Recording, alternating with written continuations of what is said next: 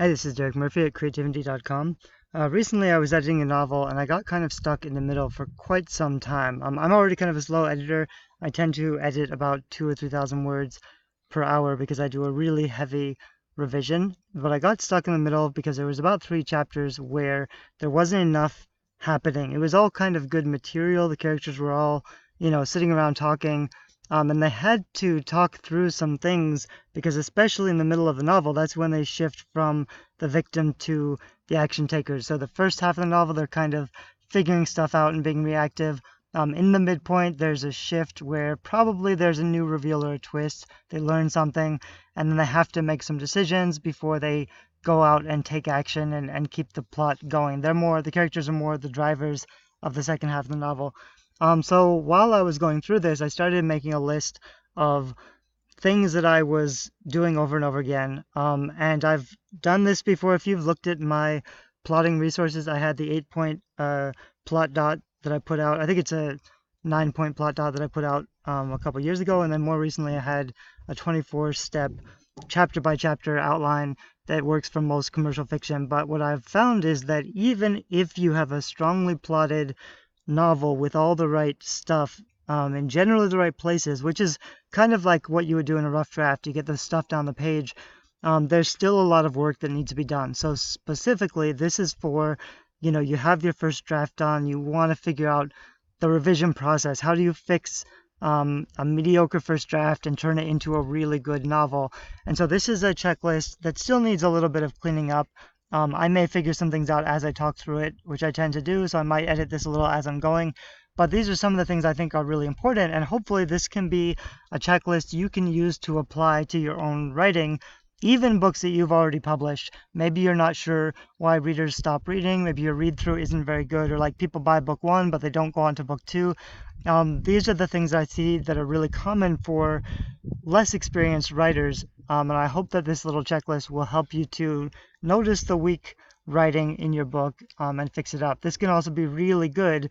Like if you figure this stuff out, you could become a very good developmental editor, or you could become a better writer and write better first drafts.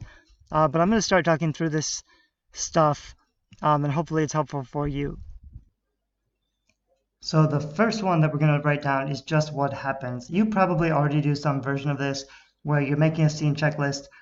This is especially useful when you're plotting your book. Sometimes it's hard to see everything at once. It's hard to get the overview. And sometimes you have to write forward to discover what's missing. You can't always see it all in the beginning. So sometimes what I have to do is I get halfway through, or maybe I'm all the way to the end, and then I have to go through and try to make a little outline from memory and just try to hit those plot points, which is just what happens next. And I may have to go over those a few times before I finally get the passage of events right, because sometimes it can be tricky. What do you put first? It's like the domino blocks, like what needs to be here before I can get there.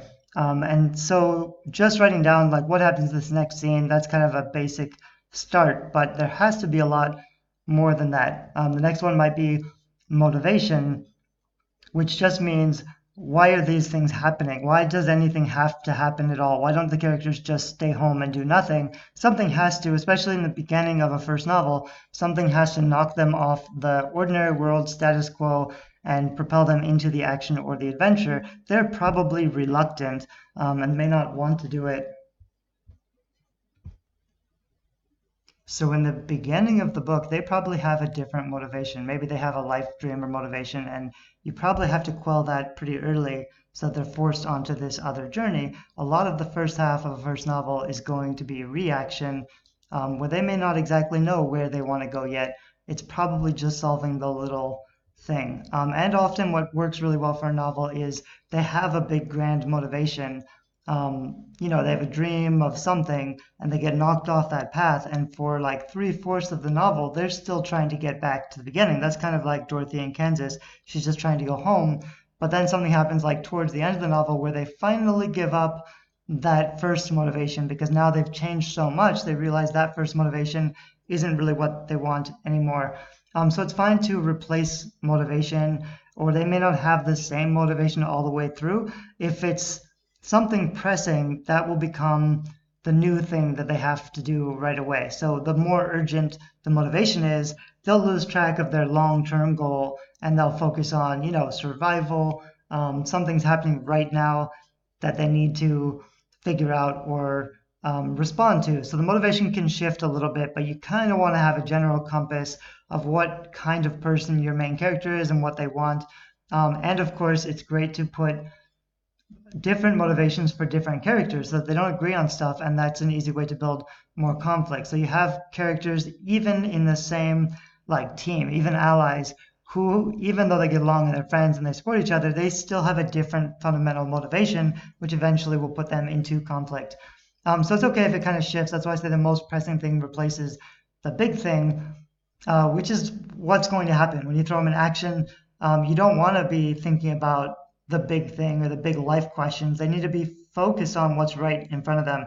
And that's also important to keep in mind, because I've seen books where, they just discovered a dead body, and rather than think about where did the dead body come from, who is killing people, they go back to thinking about, they go back to their job, or they think about the things they did before. They go back to laughing or joking or flirting, kind of that lighter mood, which you have to be careful about. You want to have enough danger or conflict that it's in their mind. Given enough time, you can add some lighter scenes, but they should still kind of keep in the back of their mind that this big stuff is still out there. So you can't let them forget the real main story conflict. The next thing I think is a really good idea to add is 3 hurdles or obstacles, and this is the opposition. And this is a little different from conflict, which we'll talk about later, but basically whenever you figure out what your character is going to need to do next, you have to create or invent 3 or so hurdles or obstacles, preventing them from the next step. So even if you think well, they just have to go to the school to talk to the teacher, there's a pretty clear, that's going to be my next scene, maybe you have a slow middle, or it moves too quickly, it's too easy for them to make decisions, and they do the thing that they had planned, and there's no conflict or opposition. It's just action, but there's no danger, there's no excitement, and that can get really boring quickly. So you have to make it harder for your characters to achieve the things that they want, even if they're little things. Maybe they're just going shopping, or they're going, they want to go somewhere, but first they have to go to the gas station, but the gas station's closed, or they forgot their wallet or their credit cards. You have to invent hurdles for them to jump over. It creates a more interesting story. It slows down the action a little bit. You don't want to make it too silly, and you want to try to, when you can, you want to make your hurdles or obstacles tied into the general main story antagonist. It's not necessary, and often for the little stuff, it's fine to have accidents. You want to get away from the habit, though, of having too many deus ex machina, which is just accidents, basically. So and then there was a storm, and then there was a flood. If it's just all accidental action or conflict, that's going to feel fake really fast. It can happen sometimes. It can make scenes more exciting, but don't just rely on that. Try to figure out ways where you can throw obstacles or hurdles at them that are a little more believable, and they don't have to completely derail them. But you also might want to set a detour sign and push them in a different direction, so that maybe they had to go on the detour to find the thing that they actually wanted all along, or the next thing. If you have an accidental, they met some character who told them some story, and that story becomes really relevant later, something like that, to include information. What you don't want to do is make that information too obvious or too easy. So I think in the book I was editing, they have a problem, they go to school, and then the teacher is talking about the problem and gives them the solution. That's a little too easy, because it's not likely that the teacher would already be talking about that subject. But you can have the characters ask the teacher a question, and then the teacher would give the right kind of information. With scenes and for fiction, an easy thing to do is reaction, synthesis, action. And this is a little counterintuitive, because the reaction, something has already happened. But we'll kind of get down there with the end scene with unresolved conflict or cliffhangers. But you build up the scene, something happens, it changes everything, and the beginning of the next scene is them reacting to what happened. And it might be like they learned something new, so they just have to talk about it, or it could be an explosion, an attack, something significant happened, and they are just still scrambling to safety. So if you have a really exciting action scene, they're not going to be thinking about, who did it, or tracking down the clues, or trying to figure out the solutions. They're just going to be focused on safety, getting to safety, getting their peers or the people they care about or themselves to safety. And then you can have a slower scene once they're safe where you do the synthesis, which is, now they have this new information, now this new thing has happened, they have to kind of talk and figure things out. And then you'll probably have some kind of a decision, like now we better do this other thing. Not always, they won't always know what to do. You can also just end on another new piece of information, new action, new conflict. But the idea is, and I'll add this in somewhere. So I added this one in, which is pause for effect. But I'm going to go through this one first, which is the change or reveal. And this is kind of a big one. I'm going to bold it for now, but I might move it up higher later. So every scene needs to have something new. If there's not new information that directly relates to the main story quest, if there's not a significant change or action or something happens, then it's not a strong scene. It may even need to be cut out from the book. So what I've seen a lot of people do is they'll get distracted. They'll start off with a good premise. Something's happening, there's an antagonist, there's danger, but then they'll get too distracted by the details, especially if you're writing like historical, for example, and you get too distracted in the normal, ordinary world of the characters, and the characters are dealing with the little stuff. The characters are dealing with day-to-day, normal life, gossip or peers or things like that. And there can be a little bit of that for filler if it's part of the unique features of the world, if it has its own integral conflict or tension, which we'll talk about later. It can still be okay as long as you're seen as conflict or tension, as long as you can keep people reading because it's interesting, but you can't really lose sight of the main story quest or goal, especially if there's an enemy lurking out there. I've edited some books where they start with this really strong premise, but they never go back to the main thing. Like there's a promise of the premise, which I read in a book. I want to say it's Story Grid, by Sean Coyne, but I'm not quite sure if that's the case. But the idea of promise of the premise is you've set up this interesting world and this conflict and this cool story idea. You can't lose sight of that and get into the weeds with the details, especially if it's not real conflict, if it's fake stakes or fake conflict, which I'm going to talk about a little later. So you want to be careful that you don't lose sight too much of the really important stuff. But I'll come back to that a little bit later. In every scene, you just want to check, and this is like, I do chapters in 2 scenes. So each scene has all of these things. And it's important. You don't want a chapter that goes by where it's a fun scene or it's a light scene where maybe it's fun and interesting, but there's no real tension or conflict. It doesn't relate to the actual story. And so that can be like, maybe you'll keep your reader's attention. It can be a really good place because you really want to build sympathy with your characters. So having those lighter scenes or those, fun scenes, they can be great so that readers care more about your characters when done well, because then later when you kill a character or a character gets hurt, then it's going to matter more. It's going to have more of an emotional punch. But you don't want them to go on too long. You might have usually if you know there's going to be an attack or an injury or someone gets hurt, right before that, that's when you would focus on building sympathy for that character who gets hurt. You'll see it in TV shows and movies all the time. There will be a character who they sit down with the antagonist or the protagonist, and they're settling down, they're getting married, they finally feel like their quest is behind them, they're finally moving on with their lives. And then they die. Right before they kill off the character, they're going to make it hurt a lot more by finally giving the character everything they want and then taking it all away from them.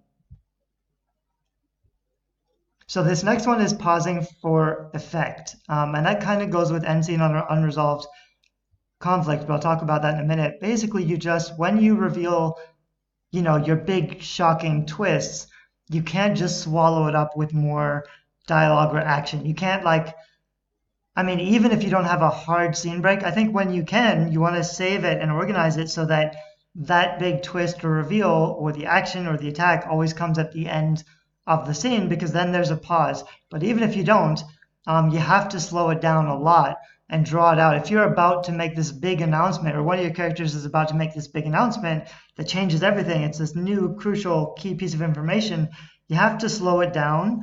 And you can slow scenes down by focusing on the description, on the movement, on like, you know, the light dappling through the window, but you slow it down so that readers feel that this is a meaningful, there's a term like the air is a pregnant pause, or it's just full of energy or something, you know, or you're on the edge of your seat, or your heart is in your throat.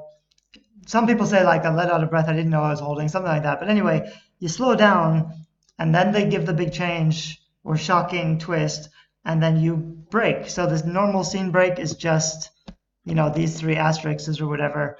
You want to hit the big reveal or twist or info right before it, and then after the scene break, they can react. They can be like, "What? Oh my God!" And then they can talk it through or respond to it. But you don't want to react or respond to it immediately, because you'll swallow up the importance of the change or reveal. So pausing for effect, and then I would end the scene with the unresolved conflict or a cliffhanger, which is why you don't want to say, and I've made this mistake before in my earlier novels because it's easy, like you end a day and they go to bed, and then the next day they wake up and it's a new day. That's what you want to avoid.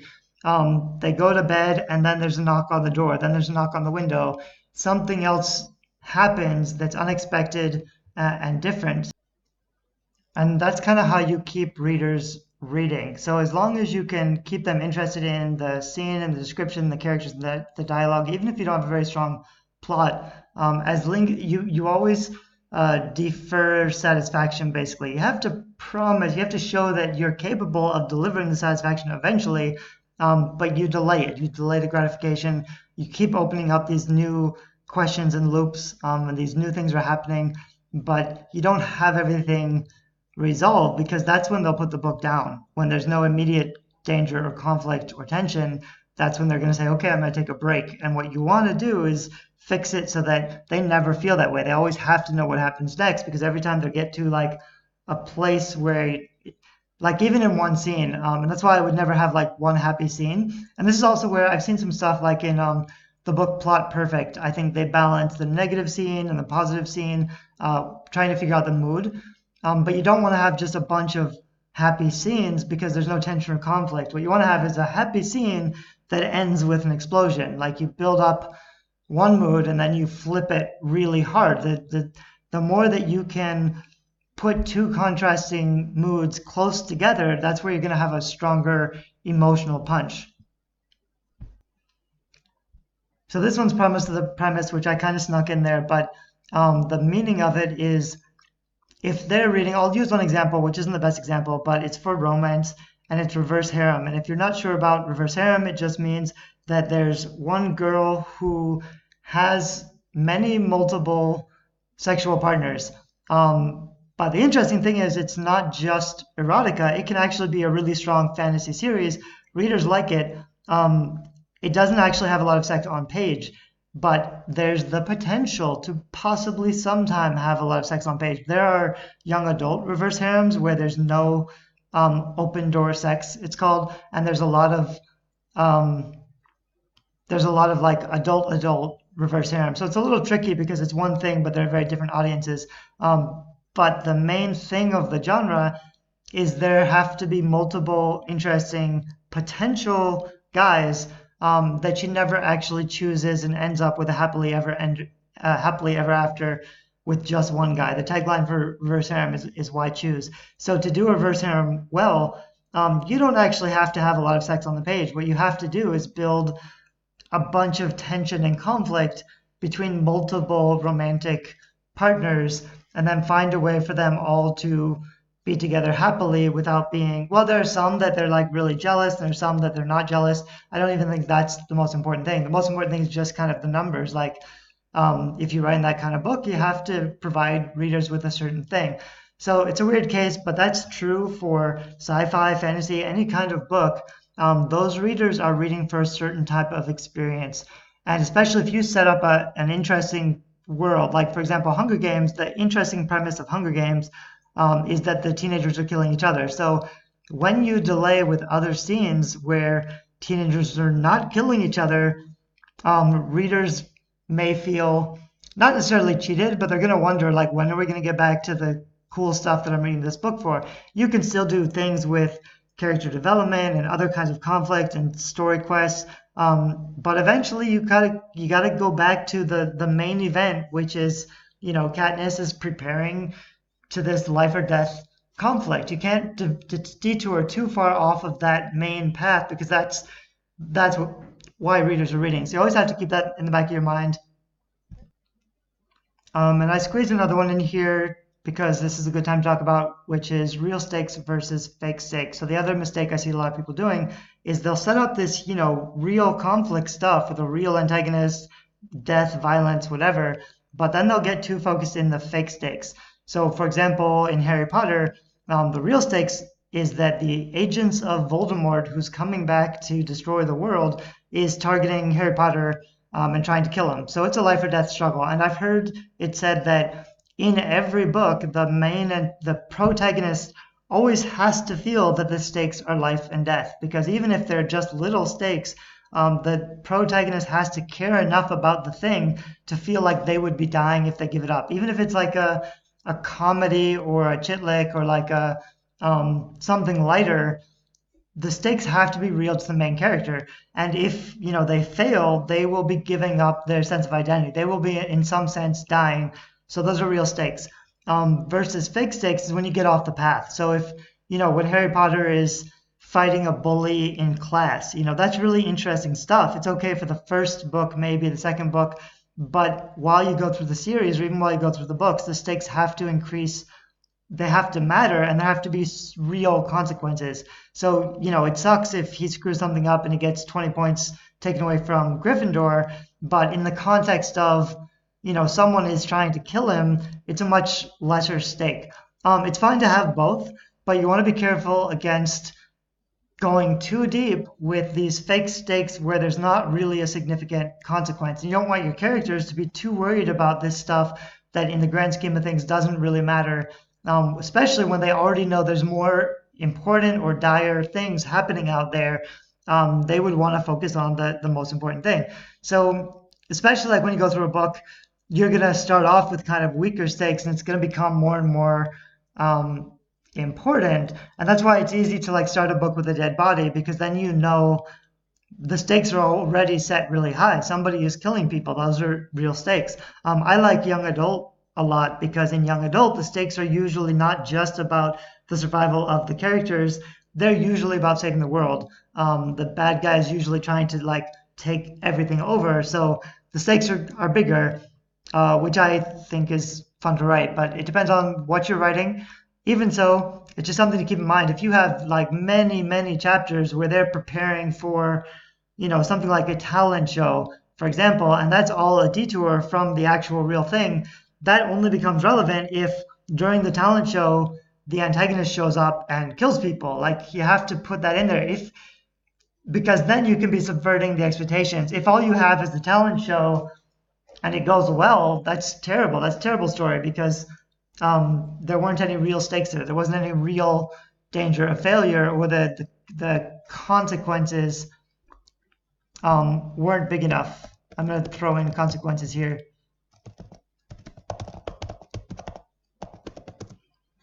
Something to keep in mind. Next one, 3 points of conflict. I actually have a video on YouTube that I made, and in some of my courses I talk about the 3 sources of conflict. This is just a general idea, because if you have a scene without conflict, that's a big problem. You won't keep readers reading. You have to keep the conflict in the scenes. So it's a problem with like all the allies are in a room. There isn't really conflict there because they're all on the same team. So you have to invent ways to get them to disagree with each other. And ideally, you will give them, like, it could just be a personality thing, but ideally you will give them deep-seated conflicts, like what they want out of life is against each other. So even when they're trying to make decisions as a team, they fight or they argue because they can't. There's no way for them to make a decision because they strongly believe different things about the situation. But the three types of conflict, they are the external conflict. These are three types that I came up with, but there's the external where other things are happening to them, the antagonist or the antagonist forces, or even natural consequences, but just other stuff is happening, versus the hold on a second. Okay, so versus the internal conflict where it's them thinking through things, like you have to give your characters impossible choices. Like the two impossible choices, no matter what they choose, one of them is bad. Like someone's going to get hurt, someone's going to be pissed off, they're going to lose something. That creates really strong internal conflict. Or it can be like what other people want for them versus what they want for themselves, or what they have to do to save the world versus what they want to do. Often you have your romantic interest versus the world, and they have to give one or the other up. So you have to figure out how to force them into impossible situation, but that creates really good internal conflict. And the last one, which I never really figured out a good title for, is just conflict that comes from the other characters that are not antagonists, they're allies, so they're friends, they want to be supportive, but they're fighting. And this could be like jealousy, or they're angry about some little thing, they weren't included, they're just having a little, even just, someone ate the last Coke in the fridge. It can be a little thing, but you have to make some of your characters pissed off with each other, and they have to flounce out of the room or slam a door or something to create the conflict. It's not always easy to do, but you have to find more ways. So I like 3 times of conflict because that way you'll have a much deeper scene. I made a whole video about how I fixed this one particular chapter in the book I was editing, and I added like 3 totally new things to the scene. It's basically the same scene, but it's so much stronger now because there's all these different sources of conflict. All you're doing with conflict, it doesn't necessarily mean that you're exploding bombs. It just means you're lighting the fuse. So you're planting the situation where you're going to have these 2 irresolvable opposites that create friction. And they're going to rub up against each other. And eventually, like, that conflict will finally, like, it might be small to start off, or they may say, well, let's put a pin on that and circle back to it later. But eventually it's going to become a big problem because someone's going to have to lose or give up something to not get what they want. So different characters want different things. There's conflict built that way. Next one is tension, which is different than conflict. Tension is pulling the string. So you're basically, like if in archery you pull back the bow, but you don't let it go. You keep the tension on. So the way to do that is to keep asking the story questions. They may not be always thinking about the antagonist. Like the antagonist is out there. They may not, you want to avoid repetition, so you don't want to just keep circling back to the same questions. But every once in a while, the story, like the characters should be asking or thinking about the bad stuff that's happened, and what's going to happen next, and then who's responsible for all this. You can be opening the tension by asking those questions. And for example, like in a romance, my books have romantic elements. So in the current one that I just finished editing, basically by the 3rd book, they're together already. So there's not any romantic tension. They're just together. So to create the tension, I have to make my protagonist not sure about how the other love interest feels about her. Even though, they've kissed before, they've held hands a little bit, I had to create reasons why there are some mixed signals, and she doesn't know how he feels about her anymore. I think she kind of killed his father, is kind of responsible to killing his father, who was an antagonist. But he might have some mixed feelings about that, and she doesn't know if he's acting a little bit weird, where for his part, he isn't sure if she likes him because he was using her for her abilities, and she's not sure if she really likes him or if it's just because he's rich or a prince. He wants to give her the freedom to offer her the chance to go back with her childhood sweetheart. So there's just this misunderstanding stuff, and it's a lot of tension. And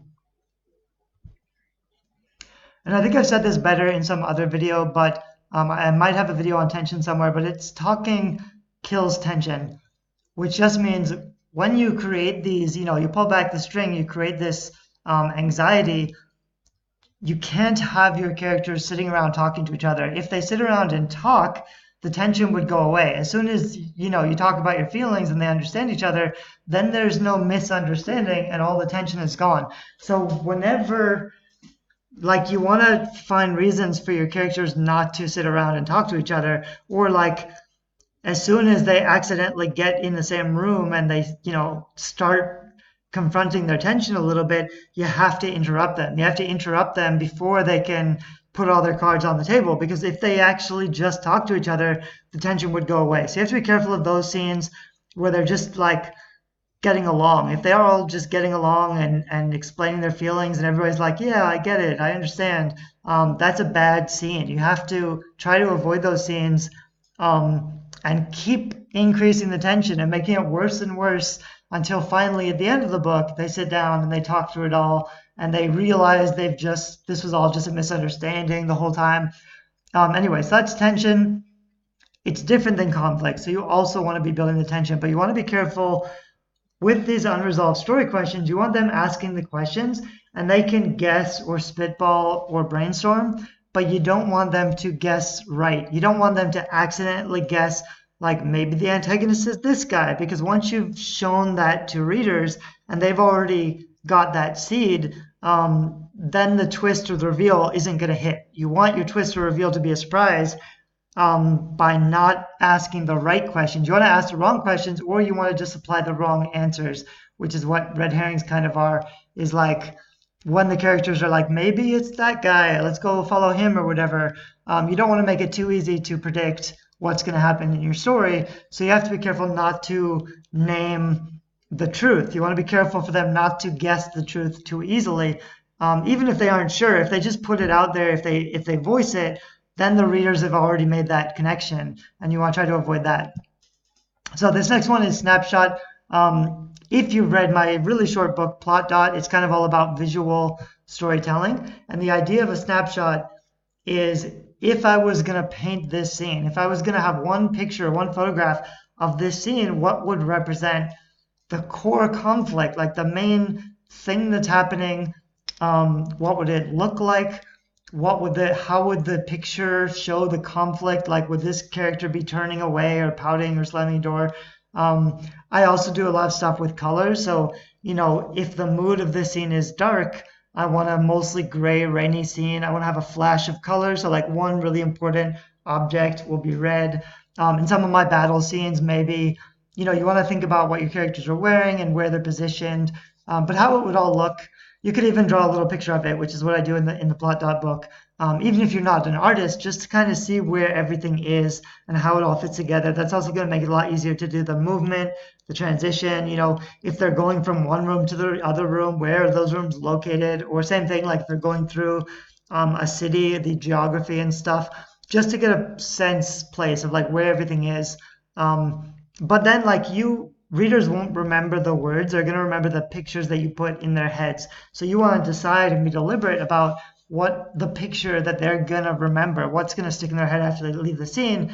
And you want to build that up as much as possible. Like, how can I make this scene even more awesome? Especially, I do this with scene building. So you don't want all the action to take place in the same 3 or 4 scenes. Maybe I'll move the battle scene to another location, or maybe before the fight scene, I'll destroy the building so that the fight scene takes place in a changed environment.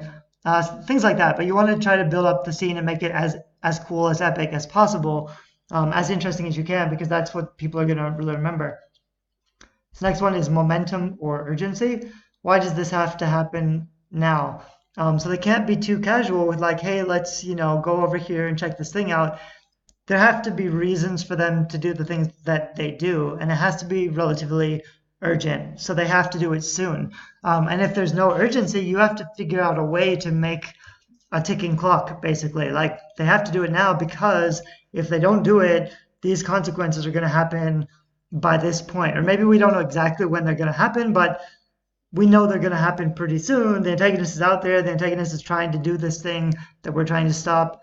In most commercial genres, some version of this is true, but you kind of need to figure out Why do they have to take action? Why can they not just stay home and do nothing? That's going to be your momentum or your urgency. And that's probably going to increase in pace. It may not be urgent like all the time, because in a thriller, you should kind of keep your um, your foot on the pedal mostly the whole time. Like it starts with a ticking clock, and the whole book is them racing to find a solution. It's different in like a mystery where it's slower paced, where there's not as much momentum as or urgency until later. Once the detective gets on the radar of the bad guy and the bad guy starts snooping around, that's when the urgency is going to get more real. But it's still a good checkpoint to have when you're going back through in the revision and think, is there any urgency in this scene? Why can't they just stay home and sleep for 3 days? You have to think of a reason why they have to take action soon and plan that into your story or fix it into your story. And also relevancy, which is, does this even matter? So like I said earlier, you don't want to get too off base. It's fine to have other fun scenes that don't necessarily relate. Like you want to build up this amazing world and these characters, and you want to show enough of them. Like you need the slow, fun scenes so that readers care about your characters.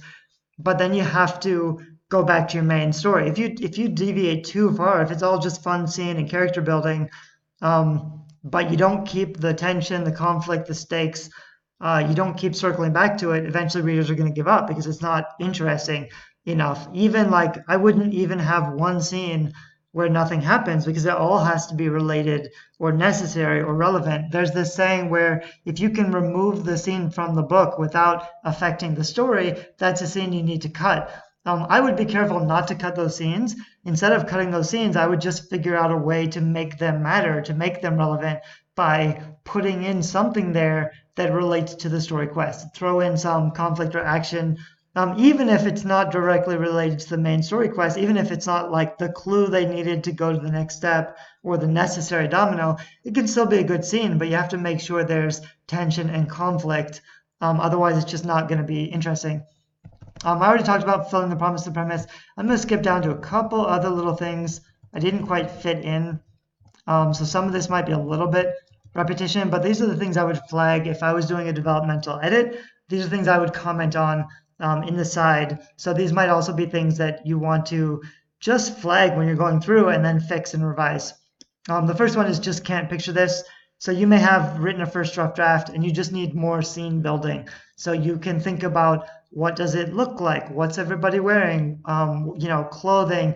And you don't want to give them just boring stuff, but you can do a lot with character description and world building and interesting stuff that might become relevant later, and also just makes it a more satisfying read if it's just more interesting and you can picture it. You don't want to spend too much time with scene building, so you also want to be careful.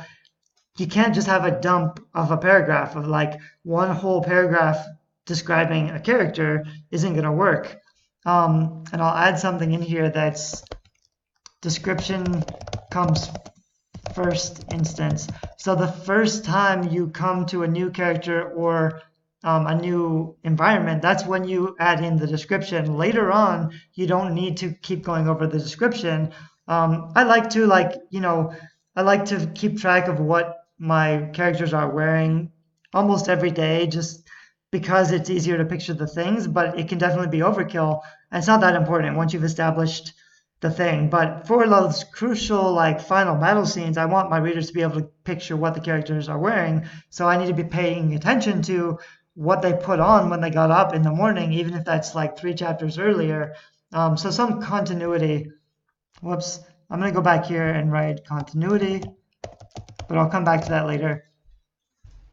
So the description is really important in the first instance, but later and later in the book, it's less important. And also during the action, the characters won't be noticing the details during the action. So the more tense or conflicted or the scene, they won't be glancing around studying their costume or the he was wearing this and he looks so handsome. They won't be focused on those details because they will be responding to the action or the violence or the tension or whatever else.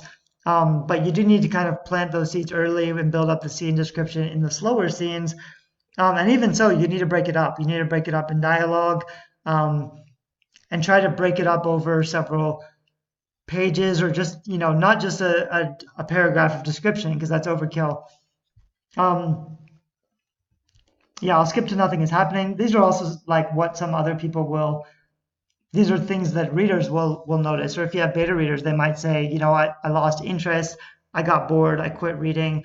They'll say that nothing is happening, or they didn't know what was happening, or they didn't know what was going to happen. There just wasn't enough conflict or tension or change. There wasn't enough stakes. The stuff wasn't moving forward. The momentum wasn't right. So this is a lot of stuff, but it's a big problem that a lot of first-time authors make, is that they'll get too distracted with, the world building or the levity or the fun stuff. They won't add enough conflict or tension or change, so readers won't know why this even matters. The opposite is also true, however. Hold on a sec. So I wrote in, the conflict doesn't matter if readers don't know or care about the characters. This probably should have been over. I kind of earlier. I kind of skipped over it, but the opposite of having enough conflict or tension or change is being all action and not doing enough character development. And the problem is, if readers don't care about your characters, or if they don't know who your characters are, they don't understand what's happening or why it's important, then they're also going to give up really early. A confused reader quits. So, for example, a friend of mine who's here, I'm doing a writing retreat at a castle in France, and one of the writers here, her first book is a time travel kind of vampire story. And there's a lot of good material, but the challenge is that um, it happens so quickly, like they're in the action already, and some of that character description or world building doesn't happen until later, and readers don't really know who these characters are, why this stuff matters, what happens. That's a challenge with writing time travel specifically. And you can, like, for thrillers, I see a lot of thrillers where it starts off with, the explosion, the big stakes. That can be an okay prologue to hook their attention, to set the stakes, to show the bigger conspiracy, something big happens.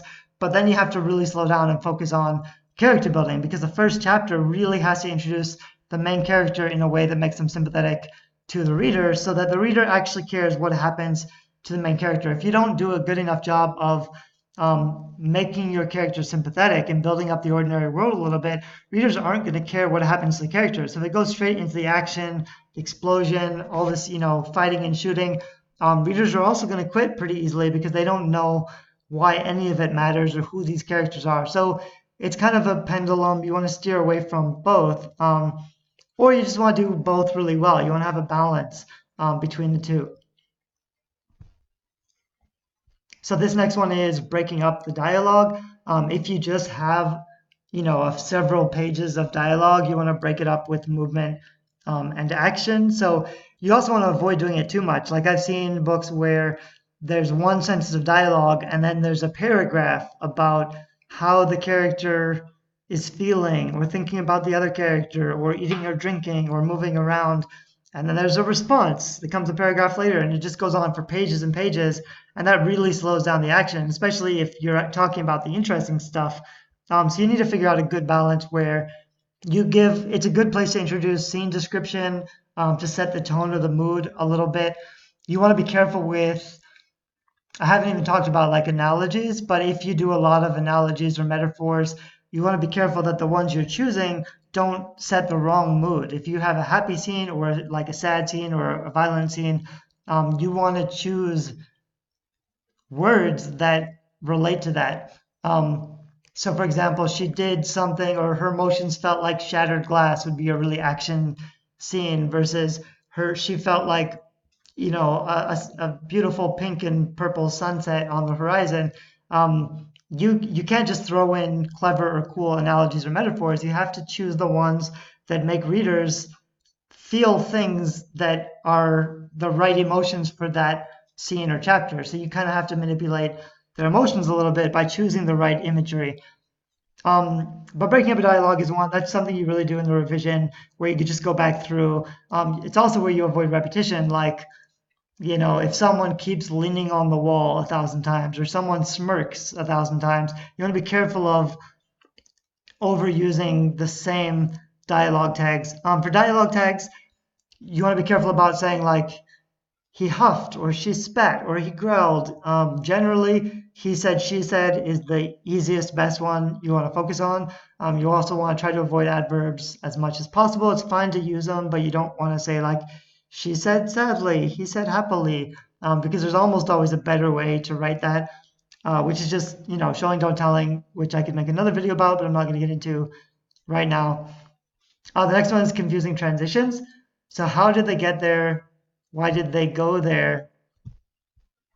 And you actually don't really want to, you don't want to say the transition. Like you want to end the scene when the thing happens or when they decide to go to the next place. You don't want to talk about the journey unless other things happen on the journey, which could be the way that you split up, you add more conflict or more obstacles if rather than just going to the next scene and continuing with the story, you add in the journey, but then the bus crashes or something else significant happens while they're on the move, then it's okay. Otherwise, you want to cut transitions and just like end a scene, like anything that's just travel should be cut out unless like they have a really important conversation on the way or something like that, or they pass through really important scenery that's important for the book.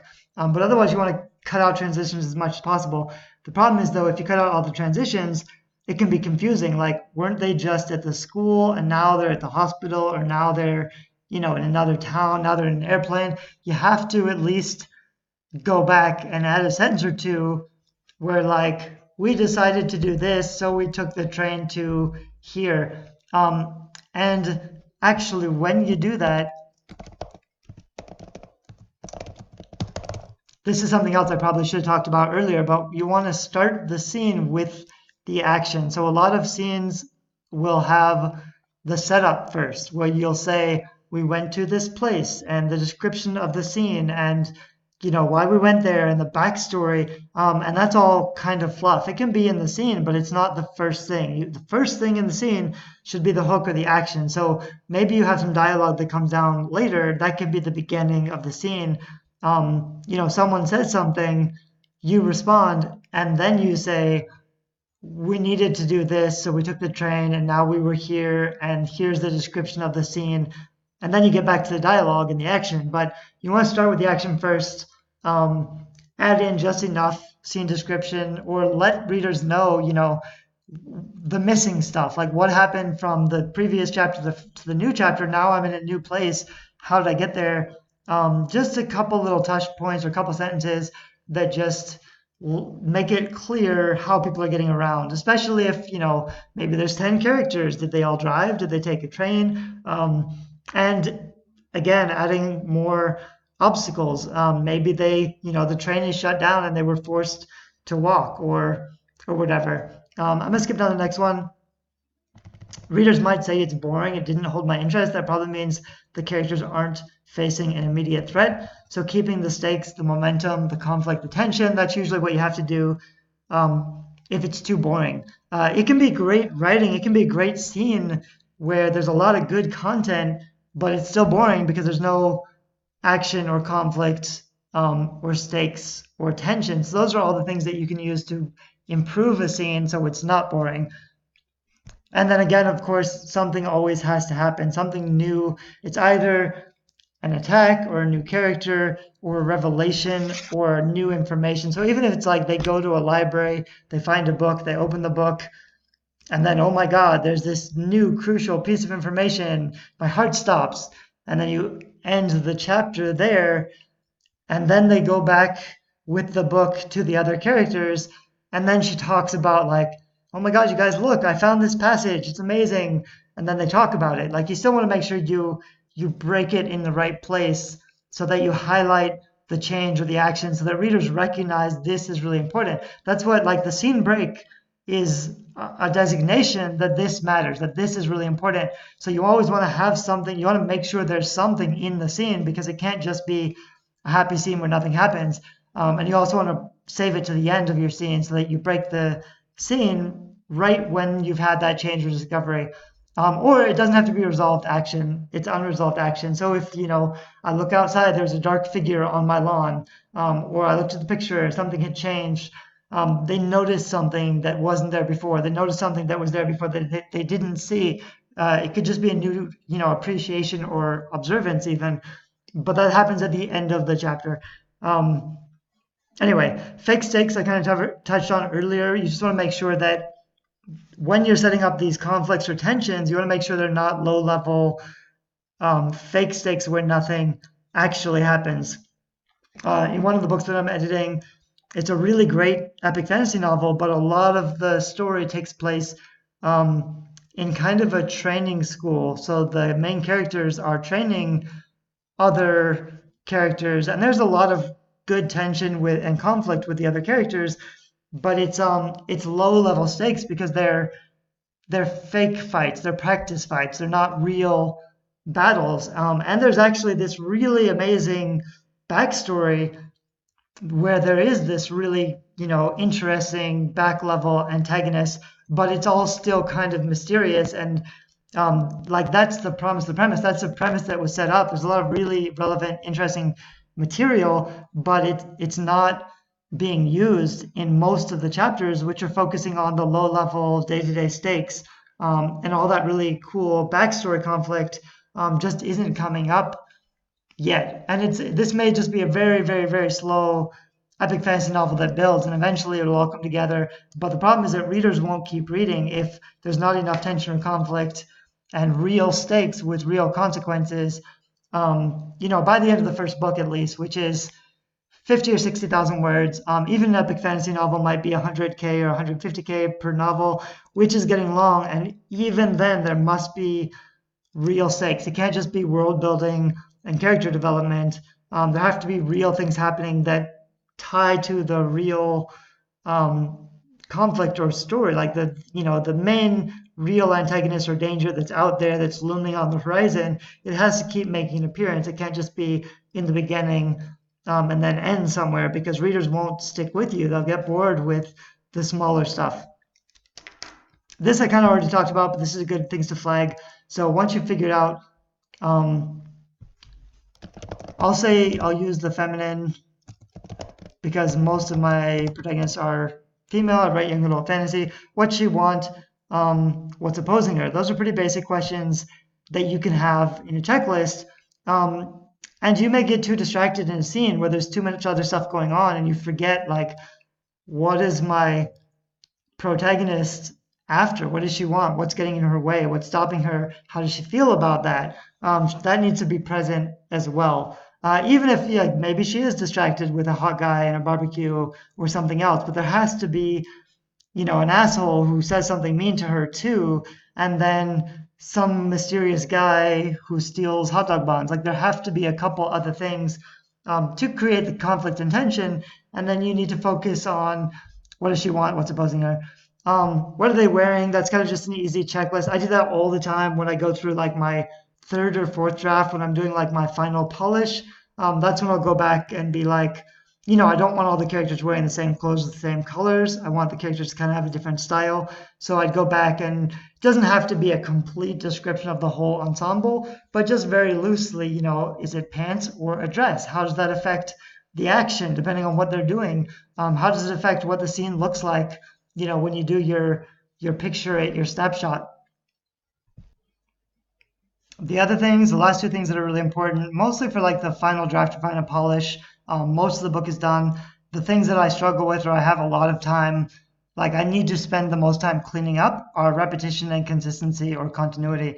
So repetition is overused words or repeating information readers already know. If every once in a while the characters can circle back and, like, especially if it's really critical information that's going to be important later, you don't want readers to forget it, but you also don't want scenes where they're just re-talking about all the stuff they already know, because if readers have seen it once, they probably already know it. And even if it's crucial information to set up a plot twist, you don't want to do too much, or else your plot twist is going to be really predictable. So you kind of want to make sure that you set up your reveal or your plot twist, but you want to be really careful about not making it too obvious. You're not getting too much information. So you actually go through like I would go through and remove a lot of the information and just leave, just enough that if they were paying more attention, they could figure it out, or they remembered enough that when it hits, it's still a big shock or reveal, but it's not just like that was the foregone conclusion. The thing I'll see a lot when I'm editing is most writers have bad habits, so they will use crutches. They will use certain words too often, especially if it's kind of an unusual word. For example, one that bothers me is purchase. Like she climbed up the hill, her feet struggling to make purchase, which kind of means like to get a grip. And it's kind of a nice word to use, but when you're using like vocabulary words, which is like your word of the day words, not everybody will understand the usage, so it could be confusing, and it's going to stand out a lot more. So if I just said like get a grip, I gripped the table. If I say that 10 times in a book, it's fine. But if you say, my fingernails made purchase on the tiles, after a couple times, it's going to seem there's a word for kind of pretentious, but it's going to seem like you're trying too hard to use this fancy language, and it can get in the way of the story. It can be distracting to the readers because they just want to, you want to get out of the way and just tell the story. So you want to be careful about your overused words, but I'll see often a lot of verbs, especially like in the same paragraph. In the one that I just finished editing, there was a lot of fight scenes. So the verb for magic coming out is kind of burst forth. So the first draft, there were many paragraphs where there's like 5 burst forths, like in the paragraph or on the page at least, because all of the people are using magic, and the fire bursts forth and the snow or the ice bursts forth. So it can be difficult, especially when you're writing a first draft. That's totally normal. Of course, you just want to, put the words down. But when you go back in the revision process, you have to try to notice those patterns and see if you can use those a little bit less. Every other one, try to think of another verb that you could replace it with, just so it's not too heavy-handed. And the last one's consistency or continuity. So, what do the objects look like? Where are the objects? Who has the objects? In this other fight scene, there was a lot of confusion there are like 8 magical rings. And at one point she gives the magical rings to her friends, but then some of her friends give the magical rings to other people. So then like who can do what magic because they have what ring, and where are they? And it's hard to keep track of all that stuff. So you just need to go back through and do a check of like who has what. Do they hand it to each other? Do they give it to somebody else? Also like the hair and the eye color, especially for going through a series. Some people create series Bibles, which is a good idea. So, after you've written book 1, maybe this character has blonde hair and blue eyes and dresses like this and wears this kind of necklace. It can be useful. I usually put a checklist like that at the beginning of my draft, just up at the top so I can go through and check. But it's usually like in the final revision process that you have to go through and just check all the consistency. It is kind of a pain in the ass, but of course it's important to get right. Also, like an easy mistake I personally make is I'll switch up character names. So I've got the wrong character name. They're not even in the scene, or they're not, like, it doesn't really flow. So things to pay attention to. Just making sure it's the right characters, making sure what objects they have, or like if you're describing a scene, it's got to be the same as it was last time. And you might have to go back. Like I figured out a different ending of this book where she has to go back down to her former home to get something. Like it's cool that she goes down there.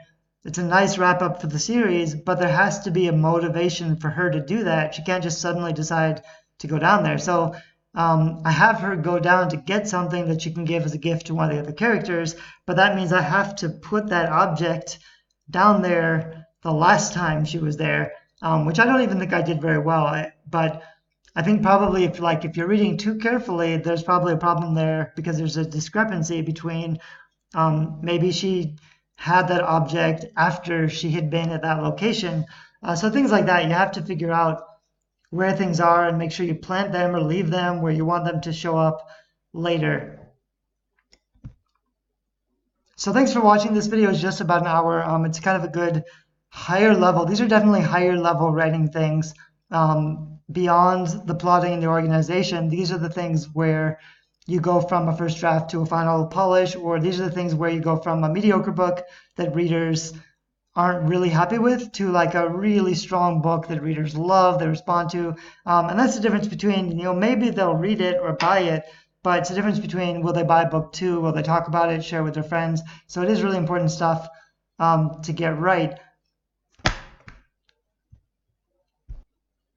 It is still a little bit messy. What I will try to do is organize this into a super clear checklist so that you can use it for your own books and self-edit your own books, but also you could use it to hire somebody else, an editor. Even if you have beta readers, like you'd say, can you look out for this stuff? Like if my book doesn't have these things, can you just leave a flag on it basically, or a comment? Because the interesting thing is a lot of other people could be able to take a checklist and help you to see where you have some of this stuff happening, where you have some of these problems. It's difficult to check your own work. So somebody else might be able to tell you the problems, but that doesn't mean they can fix it. You would still have to be able to create solutions. So that's brainstorming, and you'd have to know your characters really well. You'd have to invent new conflict or new scenes. But the first step is identifying where the problems are, where the weak scenes are, or the slow scenes. So that's something that once you have a checklist, you can either do that yourself, or you can have somebody else give you some feedback or comments if you have a beta reader group. And then with that new information, it's easier to see, okay, there's a problem here. I can go back and fix. Some of the stuff like the consistency or the continuity that I mentioned at the end, like this is repetition, consistency. This is stuff that maybe a good beta reader or a good editor could flag for you, and they're easy fixes. It's hard, it's a pain in the ass to get them all right, but they're relatively easy fixes. The harder stuff is the stuff like the conflict and the tension and the stakes, because you need to invent new problems and new obstacles and new dramatic tension.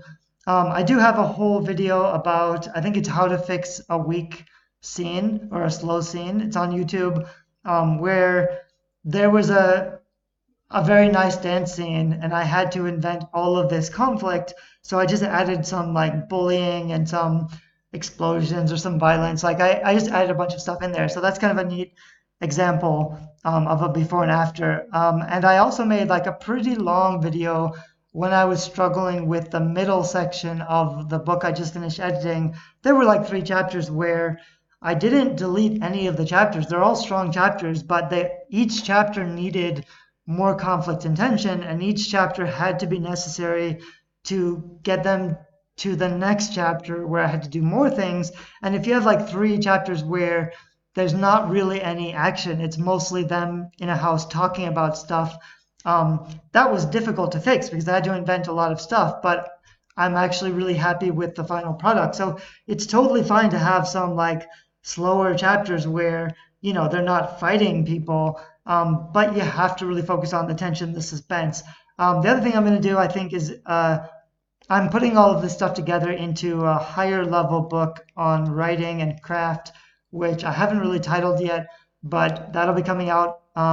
If you look on creativity.com, if you search for like 24 chapter plot outline template, you'll find some of my plotting resources or the plot dot. But I'm also going to try to make like a master file which has the outline and then also the checklist for each scene, so that while you're mapping out or outlining your book, you can just download this template and it will have this checklist stuff built in, so you can write it right the first time and make sure you include all of this stuff. I think that's going to save a lot of time. I don't think anybody else has really boiled down these things to the extent that I've done it. So I'm excited about that book I'm working on. And I also think it would be really neat to share some of the projects I've done where we have the before scene, like the rough draft, first draft, and then what's the problem and what do I want to fix, and then the revised edition. So you can compare the first draft and the final draft and see the side-by-side difference. I think that'll be a really useful exercise, which will help you to see this stuff in practice. So if you don't already, you can follow me on YouTube. or creativity.com. I post videos and templates and stuff. And if you're on my email list at creativity.com, I'll let you know when I have new stuff like this available. If this was useful, please share it and leave a comment. Thanks. Bye-bye.